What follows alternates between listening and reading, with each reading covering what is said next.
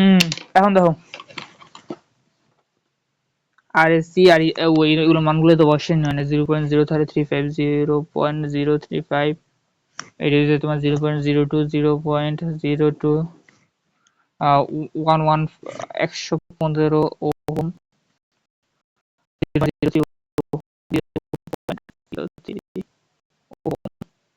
Ohm ohm ও না না ampere এগুলা ও না রেজিস্ট্যান্স ঠিক আছে ওহম ঠিক আছে। এখন আমার দেওয়া আছে আর এসি দিয়ে আছে 0.02 ওহম আর আর ডি ডায়োফ্রাটার আছে 0.0.03। আচ্ছা এখন প্যারালাল কেমনে বের করব? প্যারালাল থাকলে আমরা জানি equal to R R S দিয়ে এখানে বলতে পারো আর এস আর টি দিয়েছে আর ই দিয়েছে। আচ্ছা আর ই টোটালি তোমার উপরে দুইটা গুণ আর নিচে দুইটা যোগ, তাহলে উপরে 0.03 গুণ হবে 0.02 0.02 আর নিচে হবে দুইটা যোগ, তাহলে 0.03 প্লাস 0.02 এটা হয় যে তোমার 0.03 গুণ 0.02 0.03 প্লাস 0.02 0.012 আচ্ছা আমরা তো জানি যে resistance equal to 1/RT equal to 1/R1 plus 1/R2। এইখানে যদি তুমি R1 আর R2 যদি তুমি ই গুণ করো তাহলে R1 একবার যায় আর R2 প্লাস R2 R1 থাকে। এটা যদি তুমি উল্টোই দাও তাহলে RT ইকুয়াল টু পাওয়া যায় দাও এই R1 R2 plus R2 plus R1। এই বুঝতে পারছো এটা আইসি কেমনে? এটা ফার্স্ট সেমিস্টারের জিনিস। এই যে এইটাই মানে এই যে RT ইকুয়াল টু এই যে এটা এইখানে সূত্রটা বসাই শুধু মানগুলো বসাই দিছি শেষ। এখন আমার আর ই বলতে এইখানে সিরিজের মান বেরোচ্ছে 0.012, তাহলে সিরিজের মান যদি 0.012 পাই তার মানে আরগুলো সব আগে যে পড়ছিলাম যে শর্ট শান্টের ক্ষেত্রে যেভাবে পড়ছিলাম ওইভাবে বের করা লাগবে। তো ওইভাবে বের করতে গেলে আমার ভিএল থেকে আমার এই যে আইএসএস এর মান লাগবে, আইএসএস এর মান দেয়া আছে দেয়া নাই, আইএসএস এর মান বের করতে গেলে ভিএল থেকে এটা এই যে এই ভোল্টেজটা থেকে এই ভোল্টেজটা মাইনাস করতে হবে, এই ভোল্টেজ থেকে এই ভোল্টেজটা কেন মাইনাস করতে হবে? কারণ আমার এইটা আছে যে এটার সাথে সিরিজে আছে, এইখানে যে ভোল্টেজ এইখানে যা ভোল্টেজ একই পাবো না, কারণ এইখান থেকে আমার একটা ভোল্টেজ এইখানে যাওয়ার ক্ষেত্রে এখানে ড্রপ হইবে, ড্রপ হওয়ার ক্ষেত্রে ড্রপ হওয়া বাদে যে ভোল্টেজটা এই ভোল্টেজটা এইখানে পাবো, তাহলে এইখান থেকে কোন ভোল্টেজটা ড্রপ হবে এইটা হচ্ছে তোমার VS equal to VL minus I I হ্যাঁ এখানে কি বলা যেতে পারে, এখানে আই এর মান দেয়া আছে কোনো কিছু, আই ইকুয়াল টু হ্যাঁ দেয়া আছে, তাহলে আইএল ইকুয়াল টু 55 এম্পিয়ার, তাহলে আইএল ইকুয়াল টু এইখানে আছে যে তোমার এটা পাইছি কত, এটা বলা যায় আর ই যদি বলি তাহলে ভিএল মাইনাস ভিএল দেয়া আছে 230 ভোল্ট, 230 মাইনাস আইএল কত, আইএল তোমার 55 এম্পিয়ার। আবার এখানে যে আবার এখানটা বিষয় হচ্ছে এইখানের যে কারেন্ট আর এইখানে কারেন্ট সেম হবে কারণ এই দুটো সিরিজ, তাহলে আইএল ইকুয়াল টু 55 এম্পিয়ার গুণন আর ই দেওয়া আছে 0.012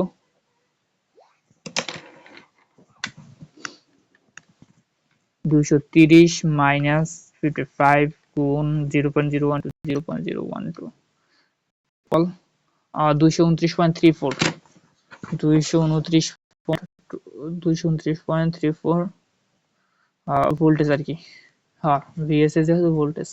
আচ্ছা এখন আইএসএস বের করা হবে, ISS equal to VSS by I equal to V by R, তাহলে ভি আছে কি 229.34 আর আর আর আর আছে কি আইএসএস মানে আরএসএস কত আছে, আরএসএস আছে যদি তোমার 115 ওহম, তাহলে 115 ওহম যদি দেই 229.34 মানে অ্যানসার ভাগ 115 ইকুয়াল 1.99 মানে 2 ভোল্টেজ পাওয়া যেতে পারে 1.994। আচ্ছা 2 ভোল্টেজ এখানে কি 2 ভোল্টেজ লাগছে দেখি, কই অঙ্কটা কই, এই 7 নম্বর মনে হয় অপর পৃষ্ঠায় নম্বর করাই দিয়েছি, এই যে আইএসএস ইকুয়াল টু 2 ভোল্টেজ লাগছে একদম, আইএসএস ইকুয়াল টু 2 ভোল্টেজ 1.99 হয় আর কি 1.99 আর যেটা 2 লেখা যায় আর কি। এখন 2 এম্পিয়ার ইকুয়েশনটা এখন যদি লিখি ইবি ইকুয়াল টু উৎপন্ন ভোল্টেজ তোমার আইআরএ আর্মেচারটা ড্রপ খাইবে plus ISC R SC plus V VL load plus আমার কিন্তু এখানে ইও আছে, ডাইভার্টার আছে, তাহলে ভিডি আইআরএ ও আইএ কি, আইএ কি আইএ হচ্ছে তোমার আইএসি, হ্যাঁ IAC plus IAC plus RAC, RAC কি আরএসএস, আইএসএস, আইএসি কত আছে, এই পাশে গেছে কত এম্পিয়ার, এই পাশে গেছে যাই তোমার 55 এম্পিয়ার, আর এই পাশে গেছে কত এম্পিয়ার 2 এম্পিয়ার, তাহলে 55 প্লাস 2 এম্পিয়ার, তাহলে 55 plus 2 ampere equal to 57 ampere, তাহলে আইএ কত 57 এম্পিয়ার, 57 এম্পিয়ার গুণন আর এ কত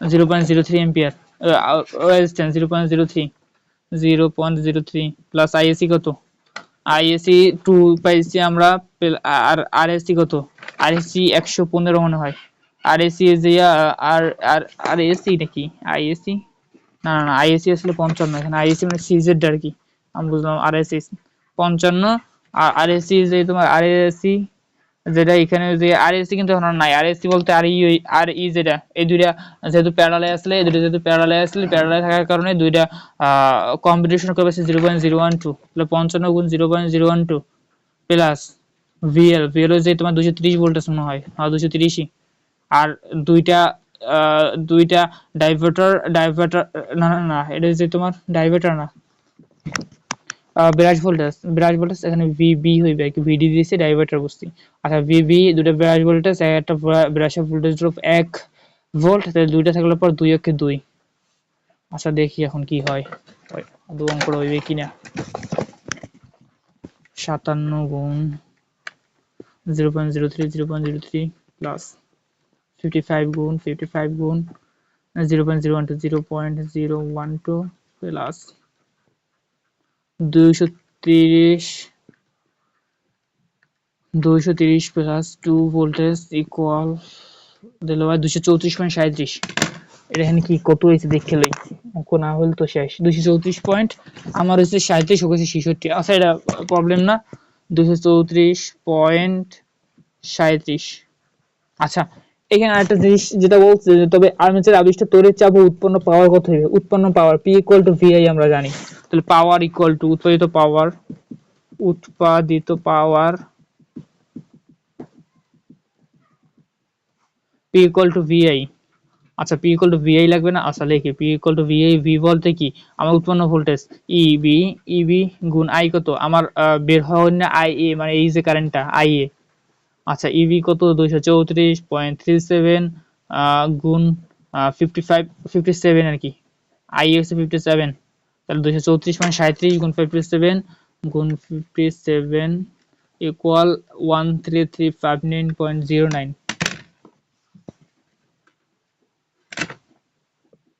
13359.09, আচ্ছা দেখো এই যে উৎপন্ন যে পাওয়ারটা, এই পাওয়ারটা থাকবে কিলোওয়াটে, কারণ এইখানে দেখো পাওয়ারটা তোমার এটা ওয়াট হইবে, তো এইখানে পাওয়ারটা যেহেতু অনেক বড়, এটা যদি তুমি 1000 দ্বারা ভাগ করো, ভাগ 1000, তাহলে কিলোওয়াটে যাইবে, আর যে অনেক বড় বড় মানে যেহেতু পাওয়ার, তাহলে কিলোওয়াটে নিতে হবে, তাহলে এখানে যাইয়ে তোমার 13.5 কিলোওয়াট, ওদের হচ্ছে যে 37 35, যাই হোক সমস্যা নেই, যেহেতু দশমিকের পরে দ্বিতীয় সংখ্যা, দশমিকের পরে দ্বিতীয় সংখ্যাটা 5 আর 7 প্যারা নাই, হিসেবে এই আর কি বুঝছো, এই এই এই ওদের অঙ্ক এগুলাই, আর যা আছে যেমন 8 নাম্বার অঙ্কটা ডুইটে আসছে, আরপিজিসিএল নেস্কোতেও আসছে 21 সালে, এই যে কয়দিন আগে মানে 21 সাল, এই অঙ্কটা সোজা আছে, কি বলছে দেখো 450 এম্পিয়ার এবং 230 ভোল্ট একটি শান্ট জেনারেটরের শান্ট এবং আর্মেচার রেজিস্ট্যান্স যথাক্রমে 50 ওহম এবং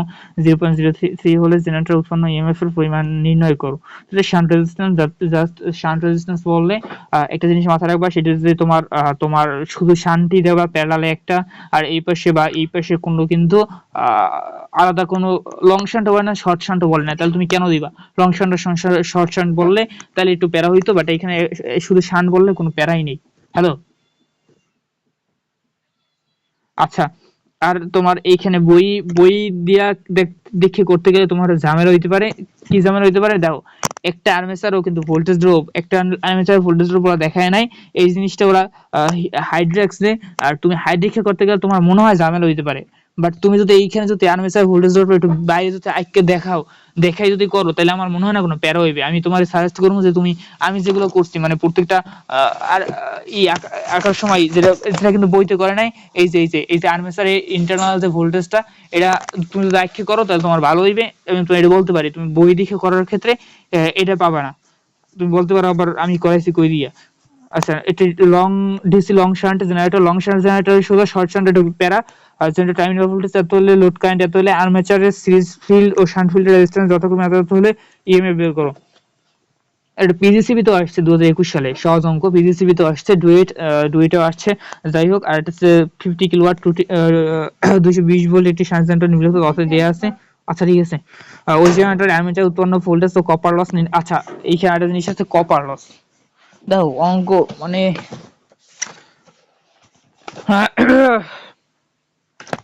আচ্ছা, what is copper loss? Copper loss is যে তোমার যে কয়টা রেজিস্ট্যান্স থাকবে, যে কয়টা, এই অঙ্কটা না কয় দিলে তোমার কপার লস বুঝতে না। আচ্ছা, রেজিস্ট্যান্স যে কয়টা থাকবে, রেজিস্ট্যান্স গুলোর মধ্যে তোমার অবশ্যই তোমার কি বলে ওগুলা, তামার যে ওয়াইন্ডিং থাকবে অবশ্যই। রেজিস্ট্যান্স তো মানে ওইখানে একটা লস হতে পারে। আচ্ছা, বলে বাক হয়ে গেছে। তো ওই যে লসটা, ওই লসটা বলে কপার লস। আর কপার লসটা তোমার কেমনে, কপার লসটা মূলত পাওয়ার ইকুয়াল টু পাওয়ার, যেটা পাওয়ার বের করে যে সূত্র দিয়ে, ওই সূত্রটা দিয়ে বের করা যায়। পি ইকুয়াল টু, আমরা জানি VI, P equal to VI, P equal to VI, হ্যাঁ পি ইকুয়াল টু ভিআই, এই সূত্রটা। আবার P equal to I square R, যেখানে ভি থাকবে না, পি ইকুয়াল টু ভিআই, কারেন্টও থাকবে না, ভোল্টেজ আর কারেন্ট যদি না থাকে, তখন আবার আই এর মান আবার রেজিস্ট্যান্স এর মান জানলে আবার আই স্কয়ার দিয়ে বের করা যায়, এই আর কি। তো এখানে বলছি কি, ওই জেনারেটর আর্মেচার উৎপন্ন ভোল্টেজ তো কপার লস নির্ণয় করো, প্রত্যেক রাশি ভোল্টেজ ড্রপ 2 ভোল্ট। এখানে কি বলছে, শান্ট জেনারেটর, শুধু শান্ট জেনারেটর বলছে যেহেতু, তার মানে অঙ্কটা করাই দিমু। আচ্ছা করাই দিই, সময় যেহেতু আছে। বাজে কয়টা, 9:14। আর নাই, সমস্যা নাই, অঙ্কটা করাই দিই, 10 নাম্বার।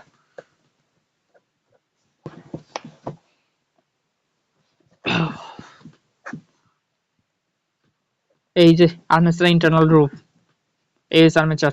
আর যে শান্ট যেহেতু বলছে, শুধু শান্ট বলছে, নট সিরিজ নট প্যারালাল, কিছুই বলে নাই, একদম সোজা আছে। আর এখানে বলছে কি আউটপুট বলছে 50 কিলোওয়াট, এখানে ভোল্টেজও দেয় নাই, মানে ভোল্টেজ দিচ্ছে মেবি। আর ভিএল ইকুয়াল টু 220 ভোল্ট। আচ্ছা, এখানে ভিএল ইকুয়াল টু 220 ভোল্ট। আচ্ছা, P output, P equal to 50 kilowatt. আচ্ছা, 50 কিলোওয়াট দিয়ে একটা কাজ মানে কারেন্ট বের করা যাবে, কারণ এখানে ভোল্টেজ দেওয়া আছে 220 ভোল্ট। আচ্ছা, P equal to P by V দিলে পর কারেন্টটা বের হয়ে যাবে। আচ্ছা, একটি শান্ট জেনারেটর নিম্নলিখিত তথ্য দেওয়া আছে R equal to 0.5 ohm, R A equal to 0.5 ohm, তারপর R S S equal to 50 ohm, R S S equal to 50 ohm. RSS কোনটা, আরএসএস হচ্ছে এটা শান্টের, এটা আছে 50 ওহম।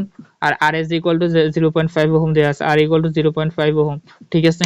আর আরএসএস 50 ওহম, তারপর দেয়া আছে কি, ওই জন্য টার্মস উৎপন্ন ভোল্টেজ ও কপার লস বের করো। আর উৎপন্ন ভোল্টেজ এবং কপার লস, উৎপন্ন ভোল্টেজটা আগে বের করলে পর কপার লসটা ইজিলি বের করতে পারবো। তাহলে উৎপন্ন voltage equal to EB, EB equal to, আমরা ইকুয়েশন লেখো, ইবি ইকুয়াল টু, এখানে একটা ভোল্টেজ ড্রপ হইবে, এটা ধরো আইআরএ। আচ্ছা, আইএআরএ প্লাস, তোমার এইখানে আর কিছুই নেই, শান্ট জানাটা না, মানে একদম ইজি। এটা এখানে আছে তোমার ভিএল আছে, তাহলে ভিএল আইএআরএ, আইএ কত দেয়া আছে, আইএ দেয়া আছে না, আইএ দেয়া নাই, আইএ মাত্র বের করতে হবে। আই কিভাবে বের করবো, আইএ ইকুয়াল টু তোমার আইএসএস প্লাস আই এল। আচ্ছা, আইএল ও দেয়া নাই, আইএল আমাদের বের করতে হবে, আইএসএস ও বের করতে হবে। তাহলে আইএল কিভাবে বের করবো, IL equal to P by V. তো পি দেয়া আছে কত, 50 কিলোওয়াট, তাহলে 50 into 10 to the power 3 kilowatt যেহেতু, তাহলে লোডের I equal to P by V. Sir এই সূত্রটা দেখে দিই, পি বাই ভি। আচ্ছা, পাওয়ার দেওয়া আছে এইটার, ভি দেওয়া আছে কি 220 ভোল্ট। আচ্ছা, 220 ভোল্ট যদি এটা ভাগ করি, 50 ইনটু 10 টু দি পাওয়ার 3, দাঁড়াও, 50 ইনটু 10 টু দি পাওয়ার 3 ভাগ 220 ভোল্টেজ ইকুয়াল 227.27 এম্পিয়ার। এখন আমরা যেটা বের করতে হবে সেটা যে তোমার IL equal to ISS, ISS plus IL এর মানটা বের করছে, আইএসএস এর মানটা বের করব। তাহলে আইএসএস কিভাবে বের করব, আইএসএস ইকুয়াল টু, এখানেও I equal to V by R, V কত, ভি হচ্ছে যে তোমার 220 ভোল্ট। এখানে দেখো, এখানে এই পেশের যে ভোল্টেজটা, এই পেশের ভোল্টেজটা সমান হবে, কারণ এদের প্যারালালে আছে। তাইলে এইখানে I equal to 220 voltage by I equal to V by R, R দিয়ে আছে 55 ওহম। তাহলে 55 220 ভাগ 55, 220 ভাগ 55 ইকুয়াল 4 এম্পিয়ার। 4 এম্পিয়ার। আর এখানে আই ইকুয়াল টু, এখন আই এর মান বের করতে পারবো আইএসএস প্লাস আইএল। আইএসএস এর 4 প্লাস আইএল এর মান হচ্ছে তোমার কোইজন বের করলাম, এই যে 227.27, 227.27 প্লাস 4, 231.27, 231.27 এম্পিয়ার। আচ্ছা, এখন আরে পাইলাম, আরে পাইছি, আরে দেয়া আছে, এবার ভিএল দেয়া আছে, তাহলে মানে এখন ইবি এর সূত্র দিয়া এটা মান বের করতে পারবো, I A R A plus V. L, I A কত, আই এ দেয়া আছে 231.27 গুণন আর এ দেয়া আছে কত 0.5 প্লাস ভিএল দেয়া আছে, ও 82 ভোল্টেজ আছে। আচ্ছা, তাহলে 82 ভোল্টেজ প্লাস ভিভি, ভিভি কত, আচ্ছা এই দেখো প্রতি ব্রাশে ভোল্টেজ ড্রপ 2 ভোল্ট দেবে, তাহলে ভিভি ইকুয়াল টু দেয়া আছে 2 ভোল্টেজ, এবং আমার প্রতি বিরাশি যেহেতু দুইটা, 2 গুণ 2 ইকুয়াল টু 4 ভোল্ট, ঠিক আছে। তাহলে প্লাস ভিভি, তাহলে 0.05 প্লাস ভিএল আছে কত, ভিএল আছে 220 ভোল্ট প্লাস ভিভি আছে 4, ঠিক আছে। তাহলে এটা যদি হিসাব করি 231.27 গুণন 0.5 প্লাস 220 প্লাস 4 ইকুয়াল 239.635, 339.635। এটা কি 340 ভোল্টেজ লেখছে, লেখা তো যায় 340 ভোল্টেজ, ওই লেখছে 339.635 লেখছে যাইয়া। আচ্ছা, এডি লিখি 339.635 ভোল্ট। আচ্ছা, আমরা ভোল্টেজ বের করছি। এখন copper loss, copper loss equal to I A square. আচ্ছা, কপার লস, এখন দেখো কপার লস আমি বলছি কি, তোমার সার্কিটে, পুরো সার্কিটে যে কটা রেজিস্ট্যান্স থাকবে সেই কটা রেজিস্ট্যান্সের পাওয়ার, তো পাওয়ার ইকুয়াল টু জানি কি, P equal to I square R, P equal to VI, দাঁড়াও P equal to V by I, এই সূত্র দিয়েই হয় ভি বাই আই যদি দেই। আচ্ছা, এখানে ভোল্টেজ আবার এখান করে আবার আমরা দেখা লাগে, ধরো 1 মিনিট একটু দেখি, দাঁড়াও 1 মিনিটে তো আবার হইবে না। আচ্ছা, আমি এটা নিশ্চয় করে দেখি যে ওইভাবে হয় কিনা, ওই বই যেভাবে আছে এভাবেও হইবে, বাট আমি যেভাবে দেখতেছি ওই যে হয় কিনা দেখি। ভি ভোল্টেজ তোমার 339.635, 339.635 ভাগ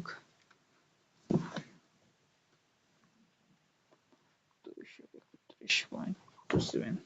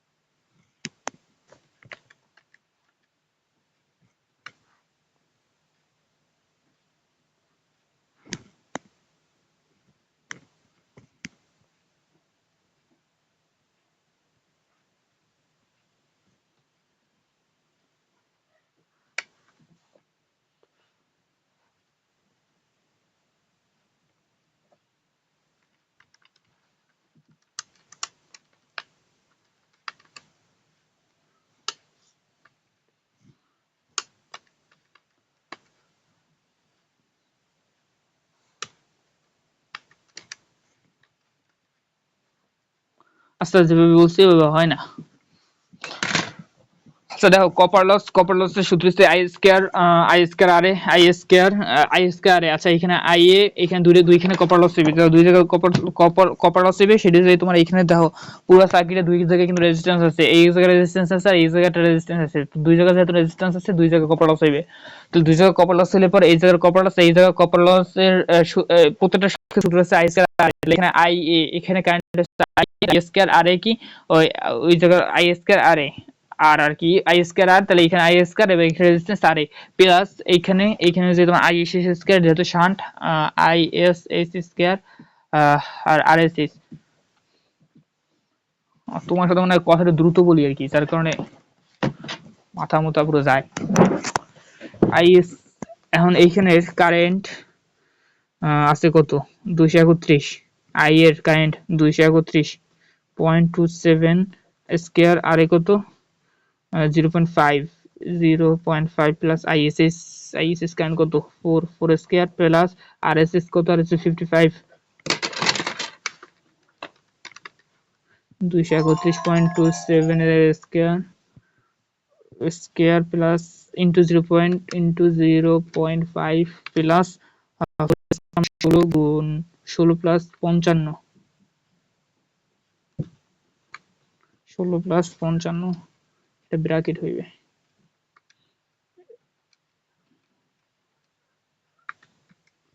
26813 ওকে মিললো না কা ও এখানে 16 সাথে গুণ না দিয়ে দিছে যোগ দিছি কেন, গুণ হইবে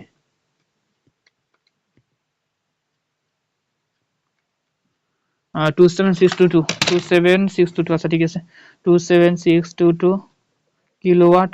এই যদি ওয়াট না থাকে 1000 দ্বারা ভাগ করলে পর 27.62 কিলোওয়াট হইবে, ঠিক আছে। আর আছে কি এটা 8 পোল বিশিষ্ট ডিসি জেনারেটর। আচ্ছা এখানে শুধু পোল সংখ্যা শুধু 8 বলছে হুদাই, এই পোল সংখ্যা তোমার লাগবে সামনের অধ্যায়, কালকে বা আজকে যদি বিকেলে পারি আজকে বিকেলেও পড়াবো, মানে সমস্যা নাই। আজকে আমি দেখি বিকেল সময় পেলে তুমি তো অনলাইন থাকো না আবার। একটি 8 পোল বিশিষ্ট ডিসি শান্ট জেনারেটরে একটি 10 ওহমের বিশিষ্ট লোড। আচ্ছা এই একদম সোজা শান্ট জেনারেটর সব পড়াইছি। আর আজকে জেনারেটর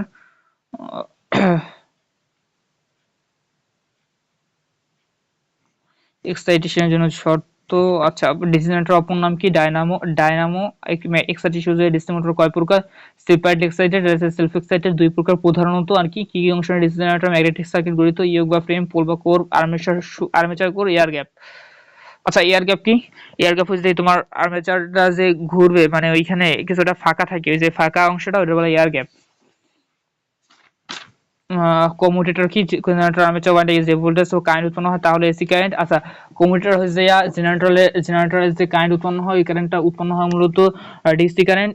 ওই ডিসি কারেন্টের এসি কারেন্ট বাড়ানোর কাজ হচ্ছে কমিউটেটর। আর ব্রাশের কাজ কি? ব্রাশের কাজ হচ্ছে ওই যে উৎপন্ন কারেন্টটাকে বাইরে আনাটা হচ্ছে ব্রাশের কাজ।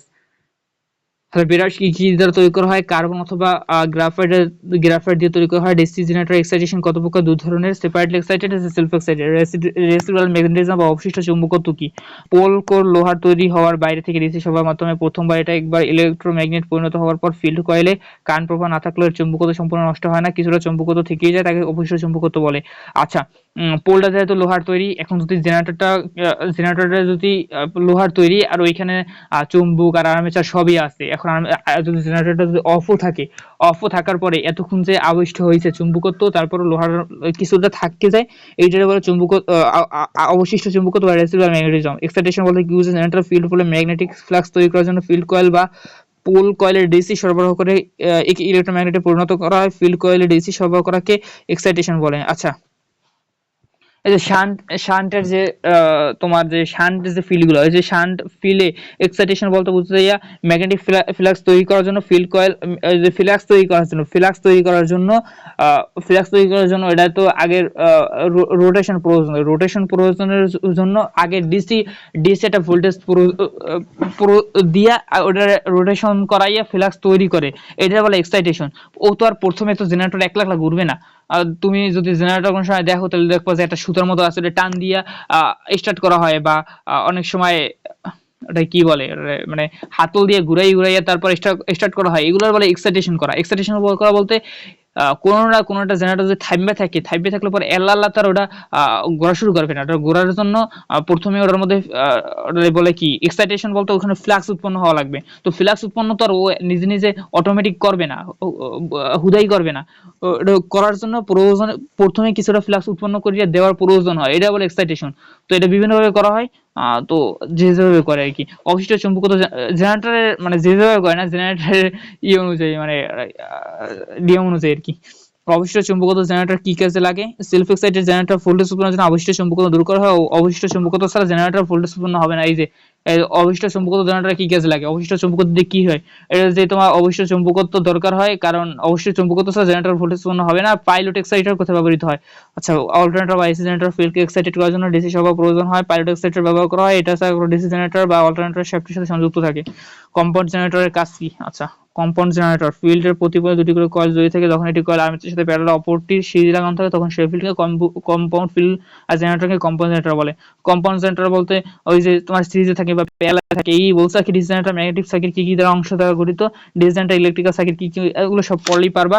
ডিসি জেনারেটর আবিষ্ট ইএমএফ কি কি বিষয়ের উপর নির্ভরশীল। আচ্ছা, এই দেখো এই ডিসি জেনারেটর আবিষ্ট ইএমএফ কি কি বিষয়ের উপর নির্ভর করে, এই জিনিসটা তুমি কেমনে পারবা, কারণ তুমি এটা সূত্র জানো, E equal to phi ZNP by 60A। তাহলে ফাই জে ইনটু ফাই মানে কি ফ্লাক্স, মানে চৌম্বক ক্ষেত্রের প্রবাহ, ফাই জেএনপি যে মানে, আচ্ছা এখানে সবগুলো লেখা নেই, আমাদের তিনটে লেখা, আর্মেচার কর্ণটা দৈর্ঘ্য, আর্মেচার কয়েলের টার্ন সংখ্যা, জে মানে টার্ন সংখ্যা, ফাই জে এন, এন মানে তো তোমার আর্মেচার গতিবেগ, এন পি আছে পোল সংখ্যা, বাই 60 এ মানে কি এ মানে যে তোমার ওয়েভ পয়েন্টিং না কম, এটা সামনে চ্যাপ্টার বাবা, ওয়েভ পয়েন্টিং না তোমার একটা কি জানি মানে আছে, দাঁড়াও দাঁড়াও, ওয়েন্ডিং তো দুই প্রকার, ল্যাপ ওয়েন্ডিং আর ওয়েভ ওয়েন্ডিং, কি কি বিষয়ের উপর নির্ভরশীল, এটা তিনটা না তুমি পাঁচটা লিখতে পারবা, কারণ তুমি এই যে নিচেই তো সূত্র আছে ইকুয়াল টু 5 বাই 60A, তার মানে তুমি এই কর লিখতে পারবা। ডিসিশন একটা শ্রেণী বিভাগ দেখা আছে, শ্রেণী বিভাগগুলো তোমার পড়াইছি পারবা।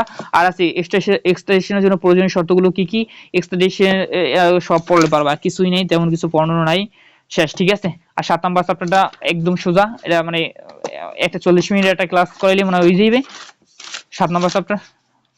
আর আছে আর যা আছে আস্তে আস্তে হয়ে যাবে, না প্যারা নাই, তোমার আমি ডিসি মেশিনটা অন্তত আমি তোমার শেষ করবো, ঠিক আছে। আর তোমার ওর কি বলে electrical installation planning and estimating, ওটা মনে হয় না ধরতেই পারবো, কারণ তুমি, আমি তোমার এই পড়ানোর ক্ষেত্রে অনেকটাই তোমার গুরুত্ব দিচ্ছি, বা তোমার আমি পড়ানোর ক্ষেত্রে আমি অনেক চাইছি তোমার পড়াইতে, বাট তুমি অনেকটা সময় তোমার ল্যাগিং আসলে, তুমি পড়তে চাও না, বা তোমার সময় হয় না, বা তুমি অসুস্থ ছিল, এটা তোমার ব্যাপার, যার কারণে শেষ করতে পারিনি আর কি, বলা যেতে পারে যে কয়টা বই, ঠিক আছে।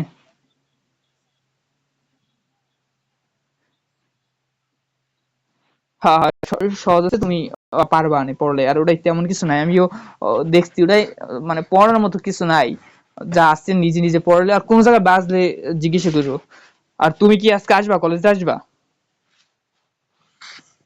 কলেজে আসবা তুমি আজকে নাকি?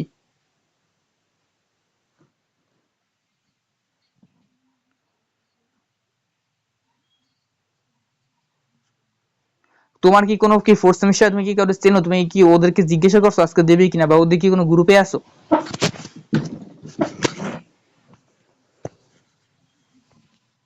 দূর, ওই গ্রুপে তো মেয়েও আছে, তুমি তো ধরো আমাদের যে এই যে মানে আমাদের ষষ্ঠতে, ওদের ওদের তো কোনো মেয়ে ছিল না গ্রুপে, তো তাই তো তোমার কোনো মানে প্রবলেম ছিল একটা, যা ক্লাসে মেয়ে নাই বা ক্লাসে যাইতে না, বা একটা আনইজি ফিল হইতো, বাট ওইখানে তো মেয়েও আছে সম্ভবত, আমি জানি না।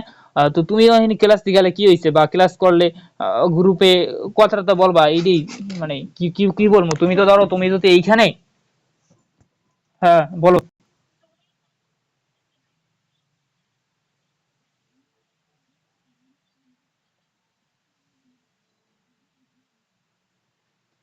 আরে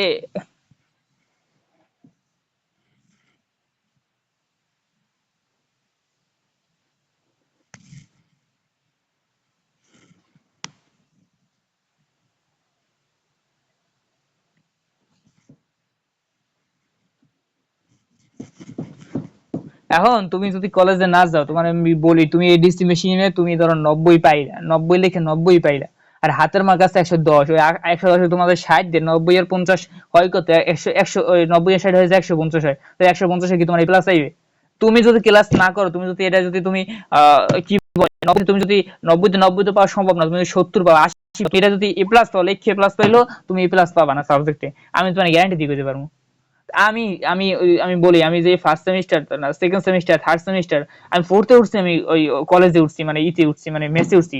তো এর আগে আমি এই ঝাড়ুকাঠি দিয়ে আমি প্রতিদিন 1 থেকে 1.5 ঘন্টা জার্নি করে যেয়ে আমি ক্লাস করছি, কারণ আমার হাতের মার্ক লাগবে, এই হচ্ছে কথা। আর তুমি বরিশাল বসে ক্লাস করো না, কারণ দেখাও যাইয়া ওই, আচ্ছা যাই হোক, দরকার নেই, তুমি না করো, তোমার এবার কেমন জানি হয়ে যেতেছে বিষয়টা। আচ্ছা ঠিক আছে, তুমি যাইও, ঠিক আছে। হ্যাঁ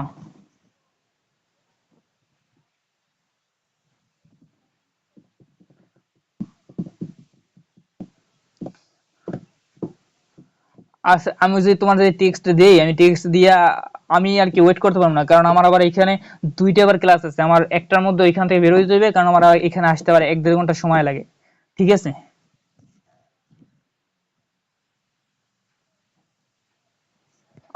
আ- আচ্ছা। আচ্ছা ঠিক আছে, আর তুমি এই সপ্তাহে যে কটা অঙ্ক আছে ম্যাক্সিমাম করে দিচ্ছে, আর এই অঙ্কগুলো সব করো, সবগুলো করো, আর কালকে আমি কতক্ষণ আছে বিকেলেও পড়াইতে পারি, আমি তোমার জানাবো অনেক। তো এগুলো করো, আর কোনো সমস্যা হলে জানাইও, ঠিক আছে।